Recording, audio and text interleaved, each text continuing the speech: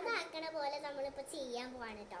അപ്പൊ ഫസ്റ്റ് തന്നെ ഫൗണ്ടേഷൻ ഉണ്ടല്ലോ, ലിക്വിഡ് ഫൗണ്ടേഷൻ എടുത്തിട്ട് നമ്മൾ ചുണ്ടിൽ ഇങ്ങനെ തേച്ച് കൊടുക്കാട്ടോ. ലിക്വിഡ് ഫൗണ്ടേഷൻ, അത് ലിക്വിഡ് ഫൗണ്ടേഷൻ ആയതുകൊണ്ട് തന്നെ അത് പോവില്ല കേട്ടോ. അതൊരു വാട്ടർ പ്രൂഫ് ആയതുകൊണ്ട് തന്നെയാണ്. വേറെ സാധാ ഫൗണ്ടേഷൻ ഒന്നും നമുക്ക് ഇങ്ങനെ പറ്റില്ല.